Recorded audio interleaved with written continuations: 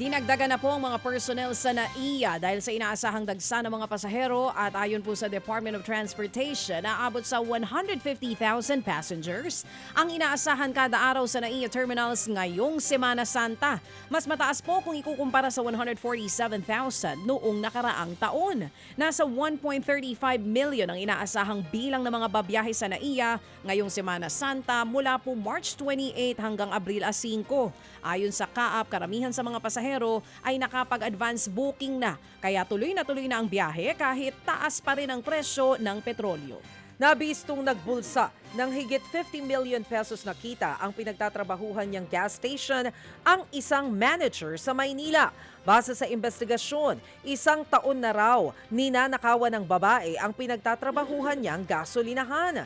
Ayon sa isang nagsumbong na empleyado, kung kumikita ng 800,000 piso, ang gasolinahan ay 200 piso lang ang dinedeposit ng manager. Namemeki raw ito ng deposit slip para palabasin na kumpleto ang ibinigay niya sa kumpanya. Napansin din daw ng mga kasamahan niya na biglang naging magarbo ang pamumuhay ng babae. Problemado naman ngayon ang employment agency na nagpasok sa babaeng manager. Sila kasi ngayon ang sinisingil ng gas company sa 57 million na nadispalko ng suspect. Sinampahan na ang babae ng 60 counts ng qualified theft at falsification of documents. Sumuko naman po sa mga otoridad ang driver po sa insidente ng gas and run sa Quezon City. Kinilala po siyang si alias Jefferson, 27 anyos, isang TNVS driver. Aminado po ang suspect na nagtago siya sa kanilang tahanan sa San Jose del Monte sa Bulacan. Nakumbinsi daw siya ng may-ari ng minamanehong sasakyan na sumuko na, kaya kusang pumunta sa QCPD.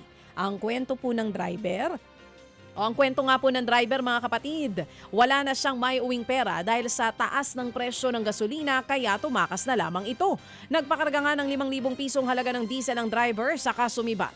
Maharap po ito sa kasong estafa. Una-una pa po siyang makulong kesa dun sa mga sangkot sa flood control project. Alam mo, mali namang magnakaw talaga, Tita Maricel. Yes. Pero sana pati yung mga magnanakaw ng 1,000,000 piso, naikukulong. Hindi yung mga ganyan lang. Nahirap sa buhay. Oo. At di nakabayad kasi, sa mas gasolina.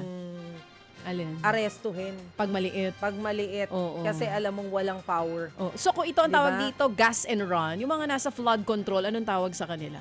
Maleta Ano ba yun? and run? Maleta and run. Maleta Ano ba? and run. Tama. Kasi nakamaleta sila eh. Correct. Kamalete. Talaga Oo, itong mga sige. to. O mga kapatid, buhay na buhay pa rin ang tradisyon ng senakulo sa ilang lungsod sa bansa ngayong Semana Santa. Sa Barangay Santo Niño sa Quezon City, mga kabataan ang kasali sa senakulo. Di alintana ang mataas na sikat ng araw at todo costume pa sila sa pagsasabuhay sa pagpapahirap kay Jesucristo. Kumpleto na rin sa mga props at costume ang mga kabataan sa Barangay Rosario sa Pasig para sa senakulo sa Biyernes Santo.